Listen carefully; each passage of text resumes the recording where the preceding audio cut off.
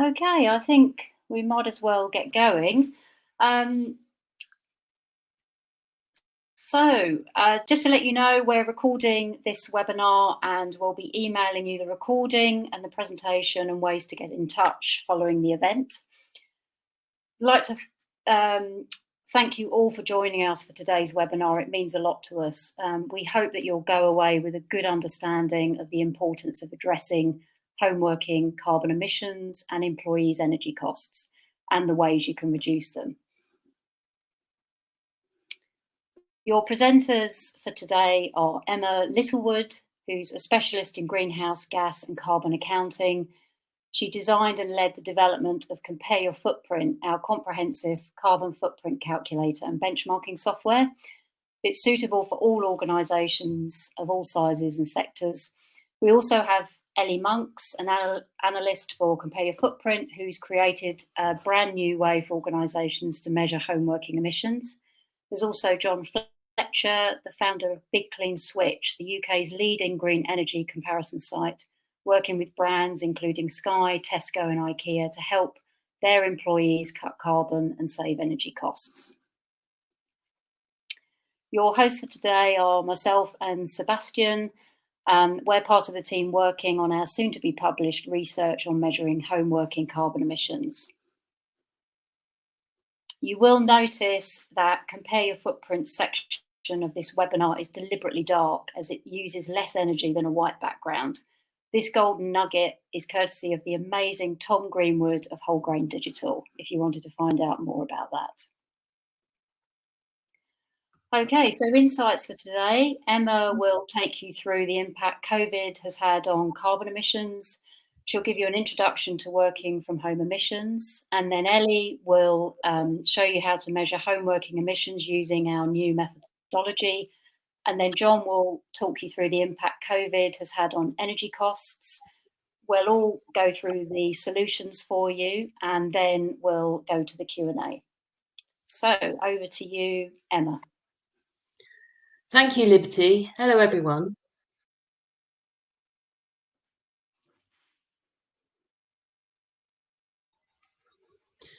Thank you, Liberty. Hello, everyone. Thank you for joining us on this webinar. The pandemic has dramatically changed the way many of us live and work, as we all know.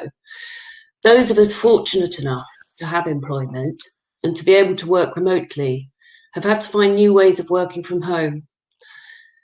I'm going to start by looking at the impact on global carbon emissions of the COVID-19 lockdowns across the world. In 2020, global greenhouse gas emissions decreased by an average of 5.8%. Doesn't sound that much. However, daily global emissions in April 2020 decreased by 17% compared with April 2019. And at peak global lockdown, there was a 26% reduction, the largest portion of which was due to reduction in transport emissions, some of which is due to decreased commuting.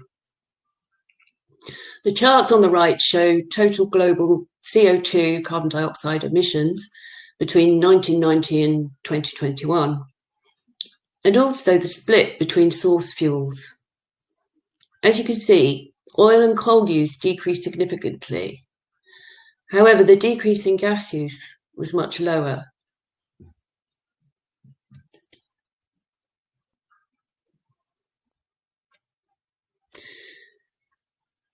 This chart from Scripps Institute of Oceanography shows the carbon dioxide concentration in parts per million.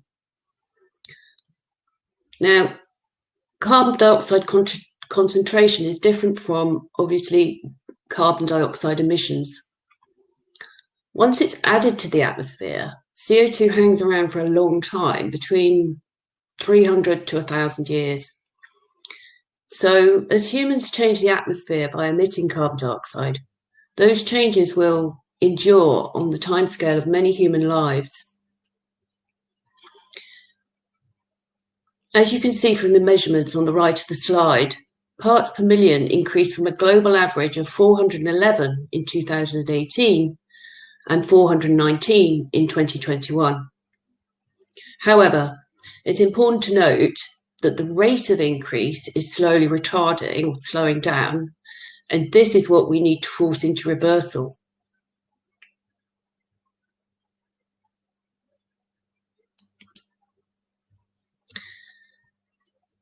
Between 2018 and 2019, this increase was 0.9% year on year at 3.6 parts per million. Between 2019 and 2020, the increase was 0.6% at 2.5 parts per million.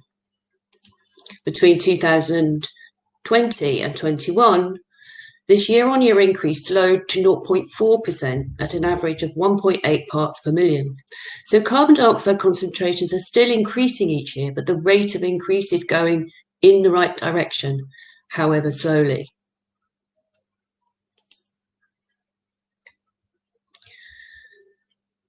So the impact of the overall lockdowns has not been significant in the big picture, but could be capitalised on if we change the way we work and the sources of our energy. And a small part of this is working from home emissions. So I'm going to give you some background on working from home emissions and an overview. This chart shows energy demand from 2017 to 2020 in the UK, split by infrastructure area. So here you can see we've got our focus area, domestic, at the top in pale blue. Then we've got services, industry and transport. Now this is energy consumption, but energy consumption is strongly aligned to carbon emissions. As you can see, domestic energy demand drastically reduced in the second quarter of 2020, which is when the big lockdowns happened in the UK. But by the end of 2020, it increased to near normal levels. Emissions from energy and offices reduced by between 25 and 30%. Commuting reduced. In fact, government lockdowns triggered a fall of 50% to 75% in road traffic around the world. However, energy in homes increased between around 15% and 30%, and this is information garnered from US and UK research papers and data. If everybody able to work from home worldwide were to do so for just 1 day a week, it would save around 1% of global oil consumption for road passenger transport per year. It's important to understand the interplay between reductions in commuting and office energy and increases in home energy demand in your Scope 3 emissions inventory, so that you can actually see what the specific reality is in your scenario. So how do home working emissions fit into your reporting of your carbon footprint? So the global standard GHG Protocol corporate standard mentions in its guidance in Scope 3 what's called Category 7. For those of you who aren't familiar, there are 15 categories in Scope 3. Under the employee commuting category, there's this sentence: companies may optionally calculate the emissions of teleworking from home. Now, there isn't any guidance other than that from the GHG Protocol, and there's no methodology set out. And this is where comparative footprint has come in, and Ellie has devised a methodology, which she's going to go through in a moment. It's also important to say that in your Scope 2 reporting, which is emissions from purchased electricity, heat and steam, there are two ways of reporting these under the dual reporting framework by GHG Protocol.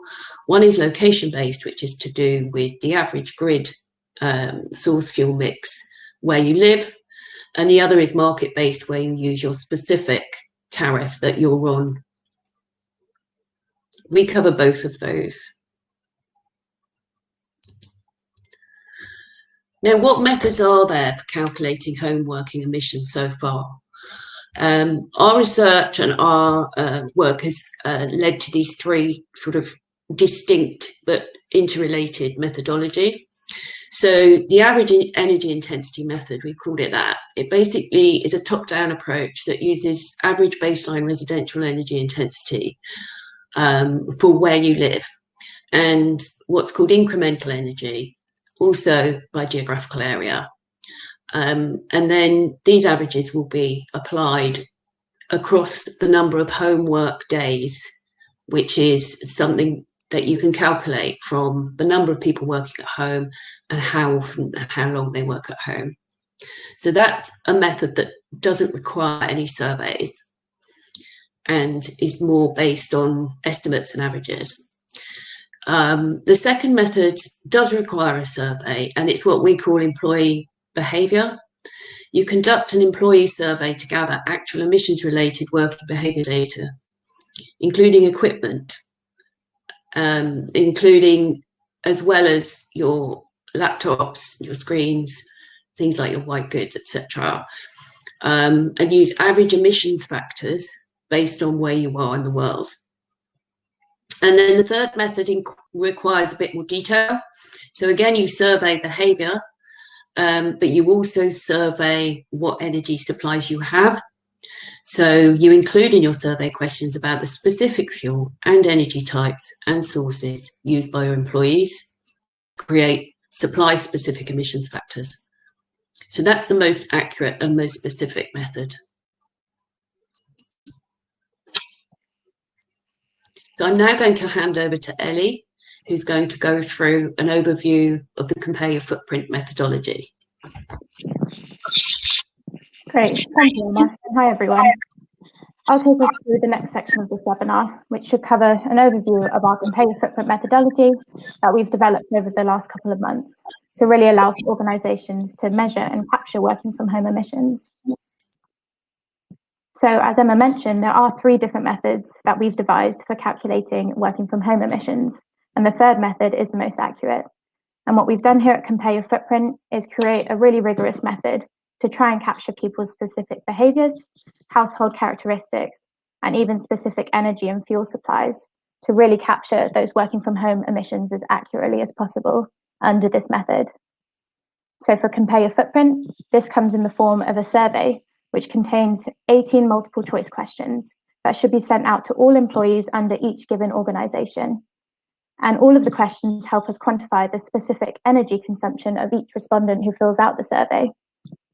What's great about the questions is many even have the additional value of allowing for you to identify energy efficient practices as well, which could be capitalised on and implemented within the business to help reduce emissions from home working, which we'll cover briefly later on, and I'm sure Jon will go into some detail on as well. Whilst 18 questions does seem like quite a lot, they're all very sort of nice and simple choice. So from our pilot case studies, the survey only takes a couple minutes to fill out, which is fantastic. Once the survey is sent out to all employees, the responses are then collated within our system, which will automatically calculate emissions per respondent based on each respondent's specific answers. So in the calculation there, you can see the sum of all employee-specific emissions will equal the company's total working from home emissions. So what sort of questions are we asking in the survey? And exactly what are we trying to estimate here? So you can see from the slide that the survey can be split into 4 main points of estimation.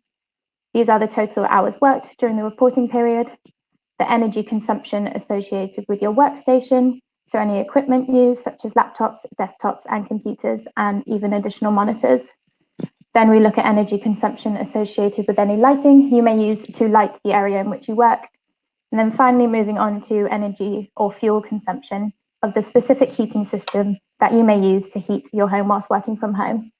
And I'll delve into all of these in a little detail in the next couple of slides. So first, looking at working from home hours. The first step to quantify an individual's energy usage during working from home hours is to simply know how many hours they are working from home. And in this example, we have used 2020 as an example reporting period. So the first few questions in the survey will ask how many hours you work on the average day at home since the first lockdown in March 2020, how many days on average you work at home per week, and how many weeks you've worked at home during 2020. And by multiplying these all together, this leaves you with the total hours working from home for each specific respondent. Then moving on to the next section of our survey, which really helps us estimate the energy usage as a result of any equipment that you use at your workstation whilst working.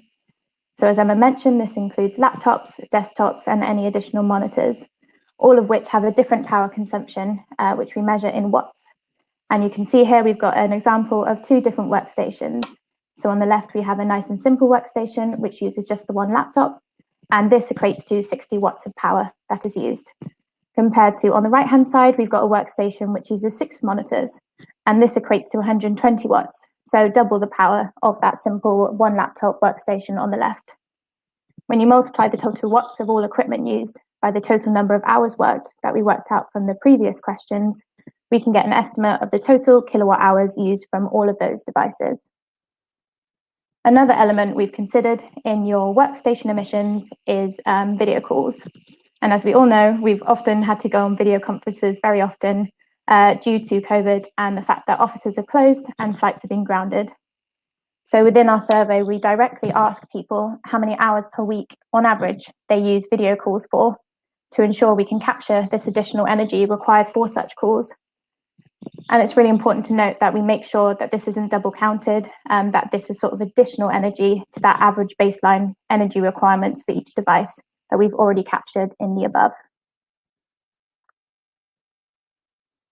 Then moving on to the third section of our survey, which helps us estimate the energy usage from lighting. And you can see there are several questions here that are taken into account, all conditional on one another. So there are several different output consumption values that can be calculated for each respondent. So it really is allowing us to delve into the nitty-gritty of people's lighting behaviours rather than just apply a simple average. So looking into the questions here in a bit more detail, the first asks if the respondent uses lighting in the first place to light the area in which they work. And if the answer is no, then simply no emissions will be associated with lighting for that respondent's area of work. If the answer is sometimes, then we assume lights are on half the time. And if the answer is always, then we assume that lighting is on for all working from home hours. Then moving on to the next question, which asks whether you regularly turn lights and appliances off instead of leaving them on standby. And here is going back to that prime example of how some questions can really help lead to emission saving activities. So for this question in particular, if someone answers no, this may spark a thought or conversation as to why this is the case. And it could just simply be due to not realizing what a significant difference leaving devices on standby can make to your total carbon footprint rather than turning them off. And just to throw a little fact in there to really sort of bring this point home, the Energy Saving Trust estimate that up to 16% of electricity consumed in households is used to power appliances when they are in standby mode. Then moving on to the next question, which asks what type of lighting a respondent uses to light the area in which they work. And the options under our multiple choice question ranges from the traditional tungsten bulb, which is the most energy inefficient, all the way down to LEDs, which are incredibly energy efficient and require less power to light the area in which you work than those traditional bulbs. Then lastly, we look at whether a respondent has a 100% renewable electricity tariff or not. So really allowing us to delve into sort of supplier specific factors there.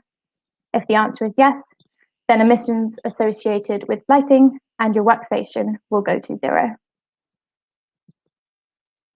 Then finally moving on to the last section of our survey, which helps us estimate energy usage due to heating. And here we take into account not only different fuel types, but also the idea of additionality. So firstly, going into the different fuel types, we thought this was really important to consider all the different types, just because despite the fact that 80% of households in the UK do heat their homes with gas, we really thought that giving people the option to put in their specific fuel type will allow us to more accurately estimate consumption. It also even allows us to highlight the most efficient heating system to really encourage people not only to think more environmentally about their heating, but also, if possible, make that change. Then moving on to the idea of additionality, which is incredibly important and is actually one of the reasons why domestic heating is really difficult to capture accurately during lockdown. And this little infographic here shows the idea of additionality. You can see in the left-hand side, the house there in typical working conditions before COVID, there was already someone occupying the house with the heating on.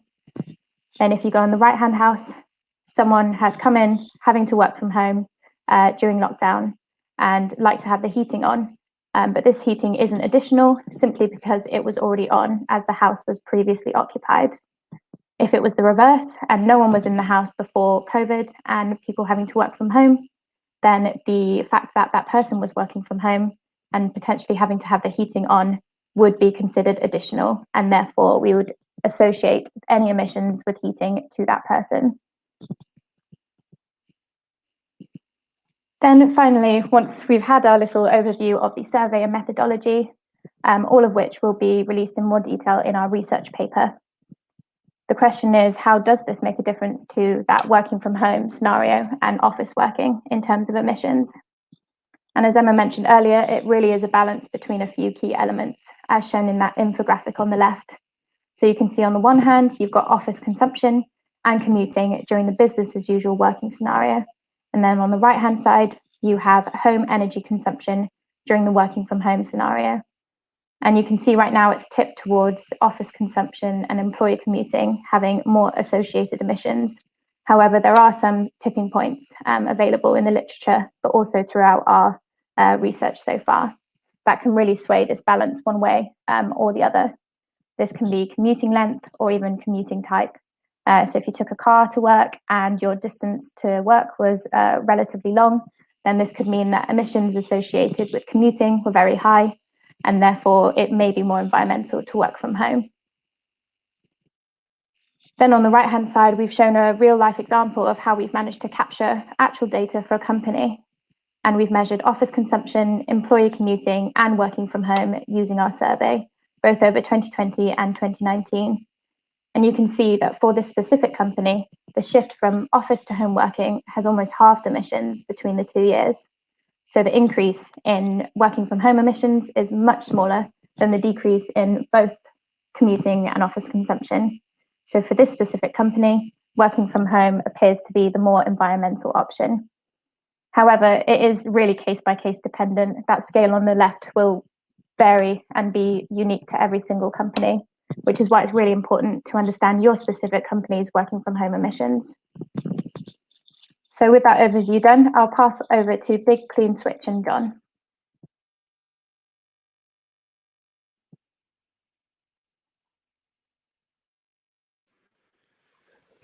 Great, thanks very much, Ellie and Emma, and I hope you all can hear me okay. The Compare My Footprint group team has already talked a bit about how to calculate the carbon impacts associated with the increase in home working. I want to talk today a little bit about the impact it's had on home energy costs, because that's the other part of the puzzle, and perhaps in some ways is the bit that's felt more acutely by the employees themselves, and then focus on what you can do about it, both from a carbon and a costs perspective. So just looking at those costs for a minute, I think one interesting piece of background, and I saw a question has already come through about how you cover the transition back into more of a hybrid model in terms of lockdowns ending and some people moving back into the office for some of the time. I think one statistic that's really jumped out at me over the last 6 months is a survey of businesses that found that something like 74% of businesses say that they're going to maintain some level of increased home working. And you've probably seen announcements from some very large businesses. I think Nationwide and Deloitte have jumped out for me in the last few months, where they've actually made flexible working a permanent policy change within their employee terms, allowing employees to effectively choose where and when they want to work best. And I think that is changing the dynamic in terms of how employers are thinking about home energy. The figures that have been released so far around the increase in home energy costs resulting from the lockdowns are probably incomplete. Most of them relate to the lockdowns up to the end of the last calendar year, and haven't yet grappled with the impact of the continued lockdown through the beginning of this year. I think it's going to be really interesting to see how that translates into some of the figures, because we had a very unusually prolonged cold spring during a phase where people were still restricted in terms of going into their places of work, and so we can expect the increases in costs to have been even greater because people were at home heating their homes during a time of year when, even if they had normally been at home, we would have expected heating to be off. All of that said, even the figures that are already out there in terms of the impact on home energy costs are pretty significant. The figure I'm showing on the screen right now, £168 a year, is an estimate for the impact on a typical home. I think it's worth stressing, and that's what the bold line in pink below that sort of tries to hammer home, is that if a home is more poorly insulated, larger, or has a greater number of occupants in it, then the impact will be greater still. And the best estimate I've seen for the worst affected homes is an energy costs increase in the region of £540 a year, which is a staggering figure to add to home energy bills. And again, a reason why I think employers are really starting to sit up and take notice and start to reflect on how it is that they can try to tackle that. This has come at a time where, for other reasons and COVID included, household energy costs are already under pressure. You can see the chart on this slide shows how the wholesale cost of energy has increased very dramatically over the last 12 months. The last time I checked, it was at a 3-year high, and that trajectory is expected to continue for multiple reasons, not least the impact of defaults from customers who can't afford to pay their bills because of the financial impacts of COVID, but also, on a probably more positive news for the climate, the impact that higher carbon prices are having in flowing through into wholesale markets, and therefore the cost of energy bills. In terms of how that's flowing through into the actual prices that customers are paying, this chart shows the cheapest tariff that's offered by one of Big Clean Switch's kind of consistently cheaper suppliers, a company called So Energy, and how that cheapest tariff has been forced upwards over the last 12 months, an increase of almost 20% between October 2020 and this summer. And what that means in terms of those estimated increase in costs I was showing you earlier is that the actual figure, even if you took the low £168 figure, is likely to be higher, because even since that survey was conducted and that research was published, the cost of energy has increased so significantly that the additional impact on people's bills is being felt even more greatly through increased figures that they're paying for every unit of energy that they're using. And again, as I said, the prices are still going up.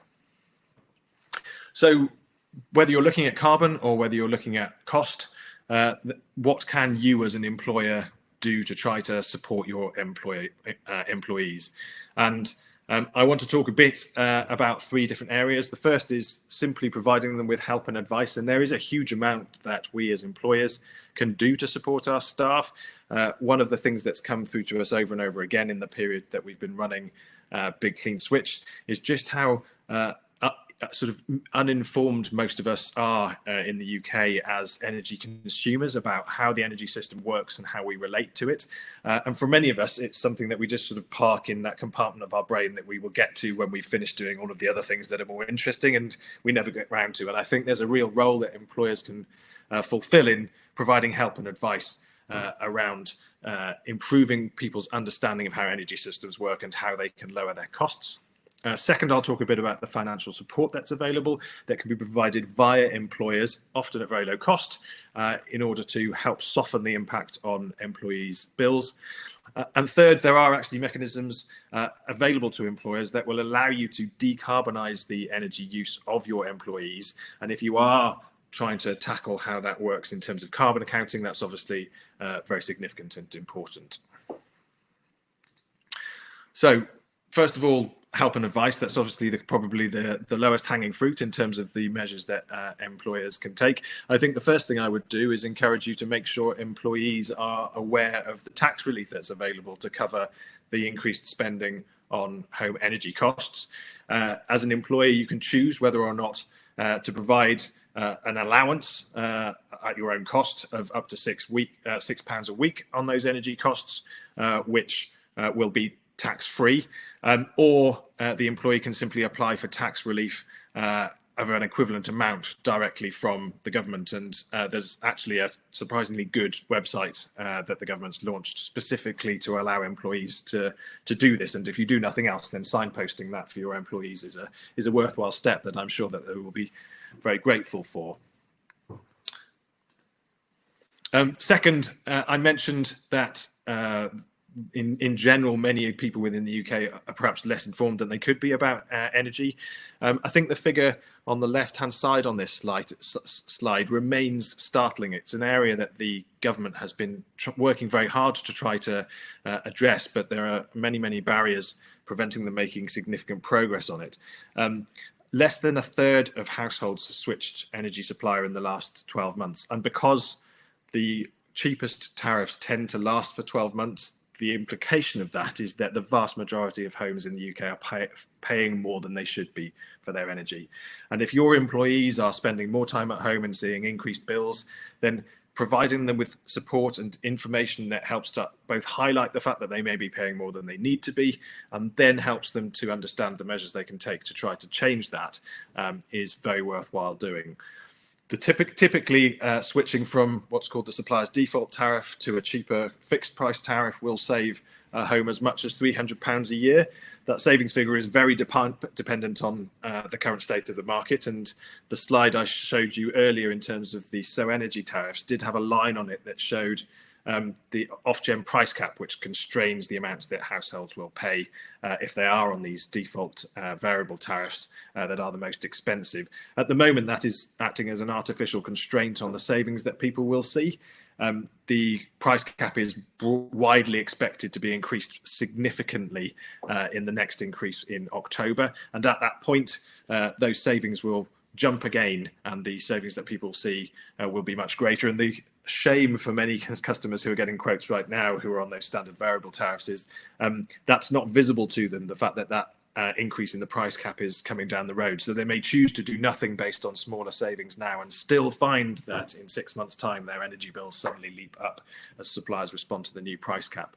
All of which is to kind of really underline my point that providing good quality information and guidance to your employees can help them to navigate some of these challenges and make sure that they're taking advantage of the lowest tariffs available.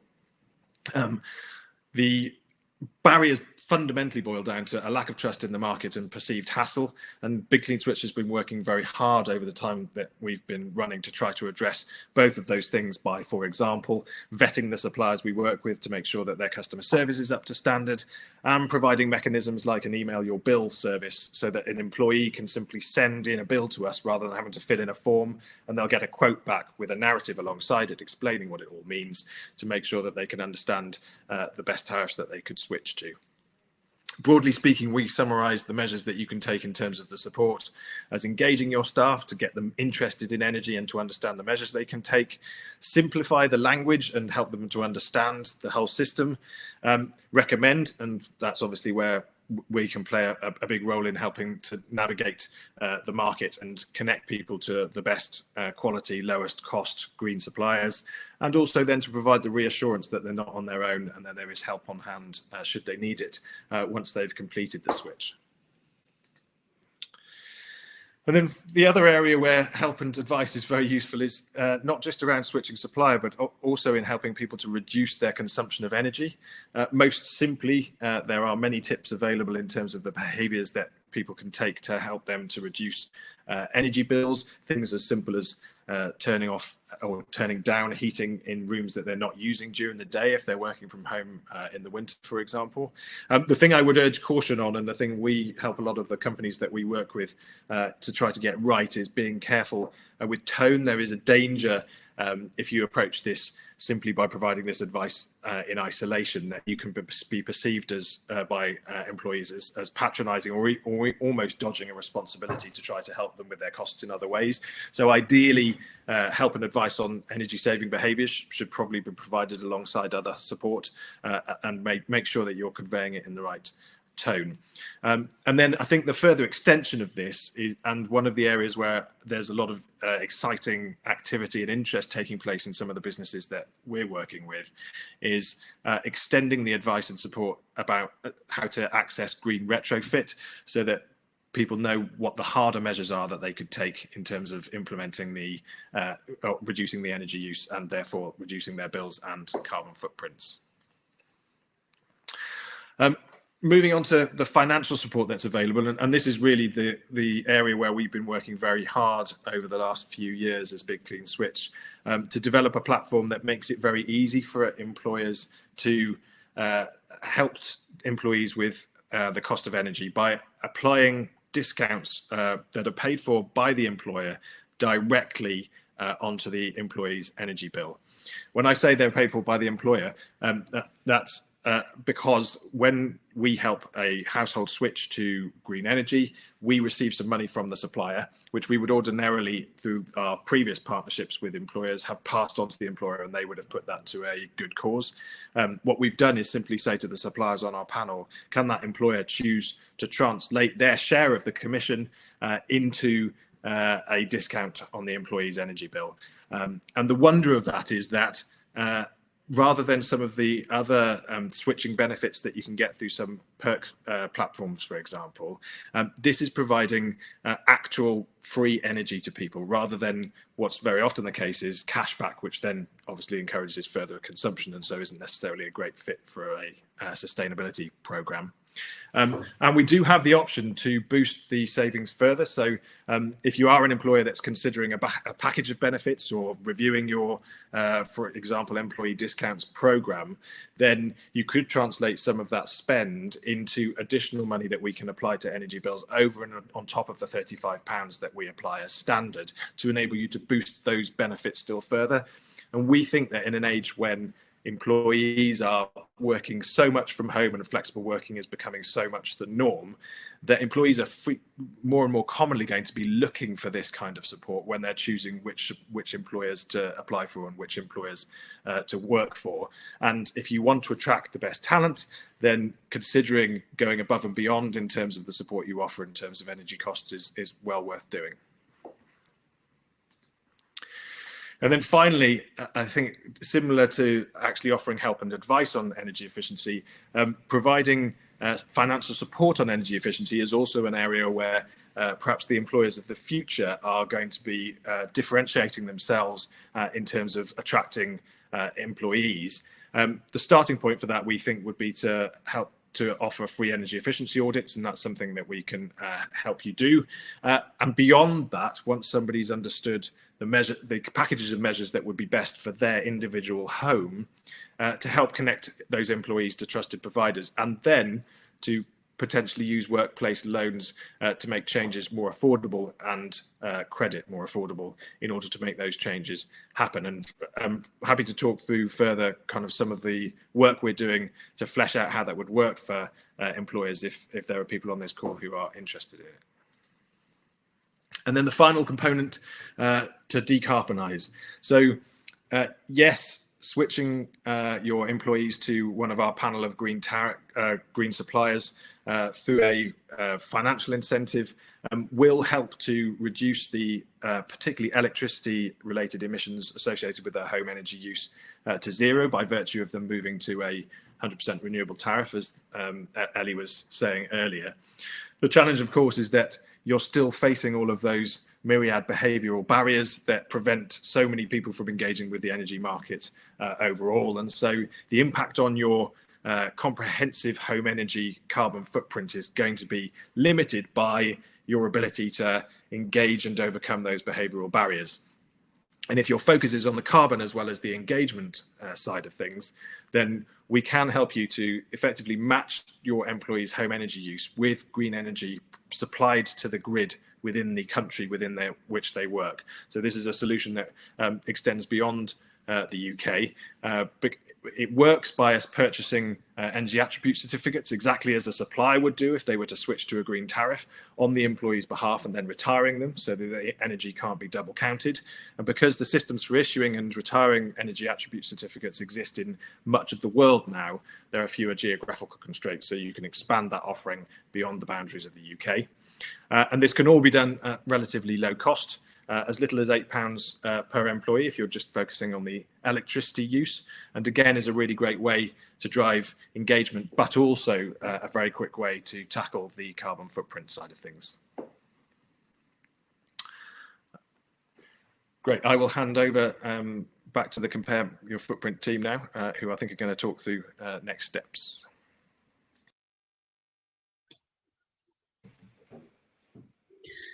Great, thank you so much, John. That was so informative and interesting. And I just wanted to go back to drawing on what we were talking about in terms of calculating your actual carbon footprint from working from home. And if you're interested in doing that or attempting to do that, or you might be halfway through doing that and want some more help, what would your next steps be? What we advise is to get your colleagues on board to start with, so engage your colleagues. You might do this through hosting interactive events with colleagues to explain the benefits and how you can collaborate to create a healthy, supportive and sustainable home working environment, so building on what John was saying just now. And then you could, maybe poll your colleagues about how they feel about answering home working emissions. Then you might get on to, having done that and have a bit more information about how colleagues feel about contributing to this, you might look at choosing your approach. And hopefully if they are engaged, you could conduct a full survey and combine home working survey with a commuter survey so that they're not answering loads of different surveys at different times.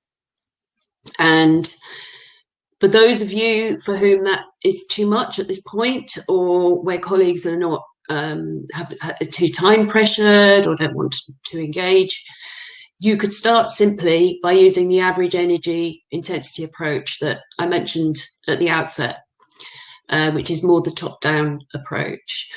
And we at Compare Your Footprint can help you with those, with any advice you might need or any encouragement and how to engage your colleagues and start your journey. Thank you. I'm now going to hand over to Seb for the questions. Great, thanks very much, everyone. That was super interesting, and thanks everyone for your great interaction in the question box. So if we start off with Ellie and some of the questions that were directed towards your part of the conversation. So we had a question on what percentage of employees need to respond to provide a robust data set. Sure. That's a good question. What we have on Compare Your Footprint is we ask companies to put in their total full-time employee number into the system. That way we know sort of the response rate, so we can monitor whether 50% of responses we've had through, or even less than that, 20%. But ideally it would sort of be 50% and more. And what we do with the remaining full-time employees who haven't responded is calculate a company-specific average and apply that average to each employee who haven't responded. So in that way, at least we've managed to capture the whole workforce in terms of working from home emissions. And that way, maybe in the future, if we get a higher response rate, emissions don't go up due to working from home, simply from having more responses. That way, we've at least managed to capture some sort of estimate for each employee. Great. And another one for you, Ellie. Does the survey take into account seasonality? Sure, another really good question. What we've done with the survey is basically try and make it sort of a balance between accurately capturing emissions and sort of having too many questions and scaring people off answering. But it is a massive part of the debate in literature at the moment. I think work so far has concluded that working from home is more energy efficient in summer, but it's the reverse case in winter when everyone seems to have their separate heating systems on for working from home. And what we do ask in the survey is how many additional hours per day people have their heating on, as well as the months of the year people have their heating on, additionally as a result from working from home. So what we could do is sort of assume that people only have their heating on during the heating season in winter. So we could take into account seasonality in that way, if the company really wished to delve into this further. But sort of in general, we do report on an annual basis. So whilst we do capture the heating and the seasonal differences within there, we'll present as sort of a total for the whole year. Great. And Emma, there's a question that arose around should renewable energy really count as absolutely zero? Maybe you want to expand on this? Yeah, thanks very much. It's a very good question, and obviously the market-based Scope 2 emissions methodology currently, in the UK at least, most people are counting 100% renewable kind of REGO or EAP-backed contracts as zero emissions. However, as rightly pointed out, there are upstream emissions to do with, for example, making things like solar panels and wind turbines. What we do is we do estimate those using what's called well to tank, but obviously in this case that's rather outmoded because it's not a well to tank, it's more kind of factory to renewable energy plant. And then we also do factor in what's called transmission distribution losses from the grid based on that year's annual grid loss. I'm hoping that there's more development in this area and that we can more accurately capture the embedded emissions, the embedded upstream emissions, and indeed perhaps the sort of end of life emissions from renewable energy generation. Great, thanks a lot, Emma. Jon, a couple for you. So could you expand a little bit on the link to carbon pricing and energy price increases? That is a good question, and I will try to answer succinctly. Most renewable energy tariffs are currently based on energy that is procured through wholesale markets, of which I'm a fierce proponent, and I'm happy to share a long blog. We were having a conversation about this before the webinar started, that we've written about why wholesale backed by energy attribute certificates is such a good thing. But most energy tariffs, renewable energy tariffs, currently work by the supplier purchasing the electricity on the wholesale market and then separately going to a renewable generator and purchasing the certificates that are issued to them by the government to ensure that as a user, whenever you're taking a unit of power out of the grid, it's matched by an equivalent unit of green energy going into the grid. Now, the important thing with the purchase of those certificates is that they're cancelled once you've bought them so that no one else can claim the same piece of green energy twice. But the fundamental principle underpinning that notion is that if all of us are on green tariffs and therefore we're all demanding that our power is matched by green energy going into the grid, then de facto the market will take over and all of the energy supplied to the grid will have to be green. So that's where the huge power of green tariffs in terms of translating consumer demand into supply side pressure comes in. In terms of the way that's working in terms of the supplier's purchase of electricity through the wholesale markets, because the wholesale markets still effectively contain electricity from the full mix of sources that the UK uses across its grid, necessarily because we don't yet have the renewable capacity to overcome that, or indeed the storage capacity. Gas is still playing a big part in the pricing of most tariffs, and the price of gas is in part determined by the amount that the gas generators are having to pay for the carbon credits to be permitted to emit the carbon associated with burning the gas.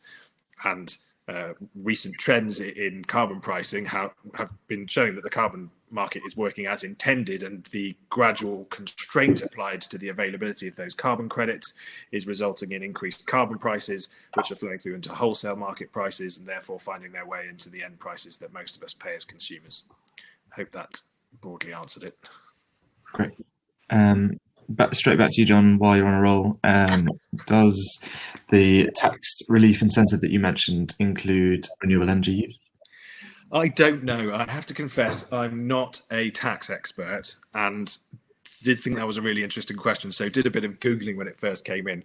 I can't find any evidence to suggest that it would be, but I think it would be a wonderful idea if it was, because wouldn't that be a great signal to the whole market and all home owners that you were going to get a greater level of tax relief if you were on an appropriate tariff.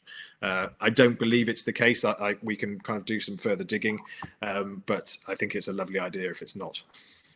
Great. So Emma, another one for you. Moving forward into the future, how are we going to take into account many people working from home for part of the year, or moving into a more hybrid model? Oh yes, another great question. So in the model that has been developed, you look at the year as a whole. So what employees are asked to do when they complete the survey is look at how many weeks they worked and how many days they worked and how many hours they worked. But also the seasonality is factored in. So any assumptions that are made about heating being on and cooling being on are seasonalized, if you like, so that where we're looking at averages rather than real amounts of electricity and gas, we will be looking at the average amount of time, say, that your heating is on between October and March compared with March and April and September. So that is all factored into the model. So there's a sort of hybrid between sort of real life data that colleagues can send in to do with assumptions as well that are drawn from sort of meta-analyses and studies across the globe showing what people's working patterns are like. And these are data drawn from Our World in Data and various government statistical databases. Great. So, Ellie, we've had a few questions on commuting and how this is interrelated. Can you elaborate on how we split up commuting and working from home? Sure. We tend to send out a commuting survey separately or together with the working from home survey, preferably sort of together, just so employees can answer one sort of survey at once. And what the commuting does for 2020 is ask for people's regular commuting patterns before the first lockdown in March. So what mode of transport that would be, as well as the distance one way of that regular journey. And then we also ask for the commuting patterns, if any at all, from that first lockdown onwards, and whether these change or not should be reflected in the survey. So that sort of comes hand in hand with the working from home survey. So if people, for example, were purely working from home from that March 2020 lockdown onwards, then this should be reflected when they fill out that working from home survey and sort of fill in the number of hours they work from home, the number of weeks, and the number of days a week as well. Great, thank you for that. So another question arose around geographies. So we've spoken quite a lot about the UK, but it's great to see people on the webinar from the US and elsewhere in the world. So is this calculation applicable globally as well, Ellie? Yeah, really, really great question. Right now it's quite UK based. For example, the average kilowatt hours of gas we assume that is needed to heat someone's home is based on UK data. But what we have done is based on sort of client specific location is try and build upon the survey and create different versions or different assumptions behind each calculation for different areas. So I think so far, based on some clients, we've managed to explore the US a little bit, as well as I believe Singapore and Shanghai. So hopefully with more and more research will come more and more different surveys tailored for different areas of the world. Great. Jon, back to you. You mentioned green retrofit. Could you expand on what that is, please? Yeah, I can try. So broadly what we mean there is the upgrading of people's homes to make them more energy efficient. It's probably the Achilles heel in terms of a lot of the work that the UK has been doing to reduce emissions at the moment, because it's really challenging, but also very, very important. A huge amount of the UK's housing stock is, well, I'm sitting in one, leaky Victorian houses, and very poor in terms of energy efficiency. The challenge that there is for homeowners wishing to try to address that, or the first challenge, is that it can very often be very easy to find yourself taking a piecemeal approach. So, for example, you may put in a heat pump without necessarily taking into account the other changes you need to make within your heating system in order to make that work most efficiently.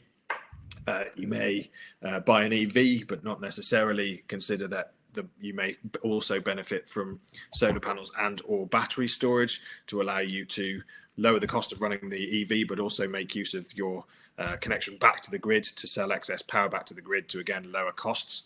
And the only answer to that is for somebody who really knows the options available and can assess the fabric of your home, to visit the home and to give you a comprehensive assessment of the integrated measures that you would be best able to achieve at your current budget in order to achieve the maximum benefit in terms of both carbon and lowering costs.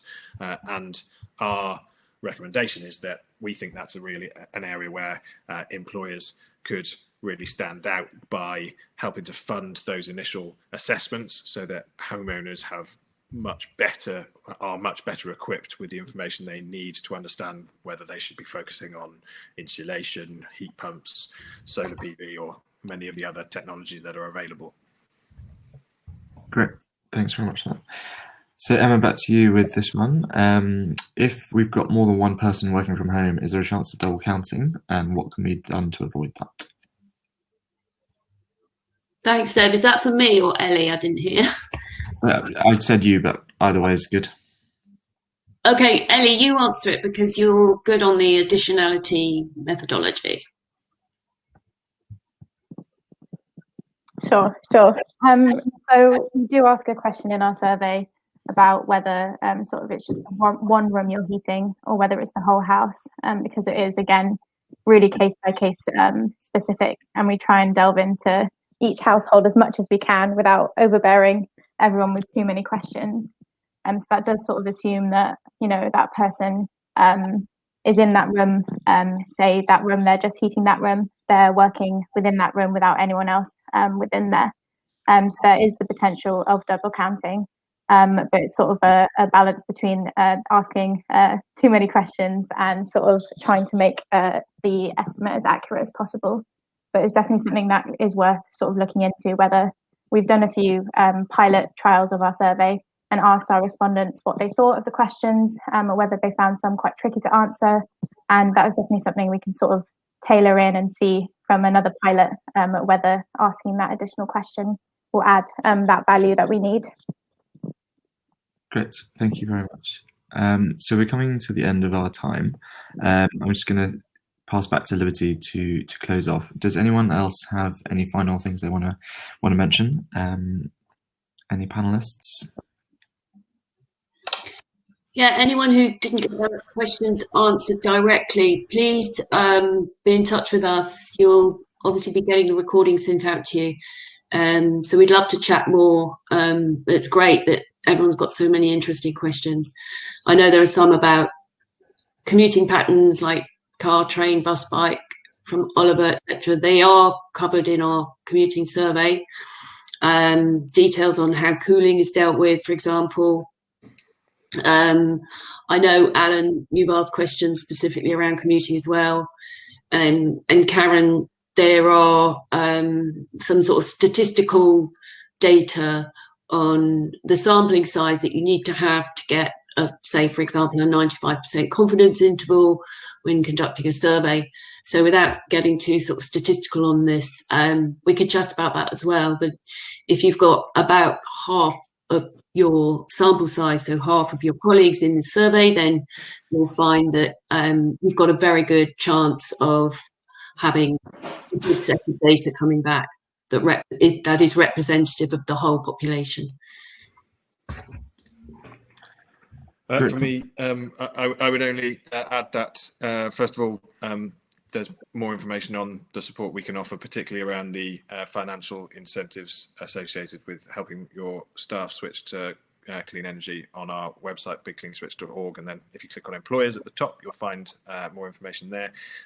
The other thing to mention is we are planning to draft some support and guidance that you can provide around things like the tax credits. So do drop me an email at Jon, Jon at bigcleanswitch.org if you would like us to share those with you to save you having to draft the materials yourself. Great, thanks, Jon. Thanks. Back to you, Liberty. Yeah. Well, thank you so much to everyone who has attended. We've had some amazing questions, and also to the presenters. And thank you to Big Clean Switch, Jon, for inviting us to take part and partner with him on this. I think it's been a great event. I hope you all agree with us. And I've posted our email address in the chat, but you'll receive all the contact information and how to find out more in an email after the event for both us at Compare Your Footprint and Big Clean Switch. And we'll send you the recording and the presentation as well. Thank you all and have a great rest of your day. Thank you.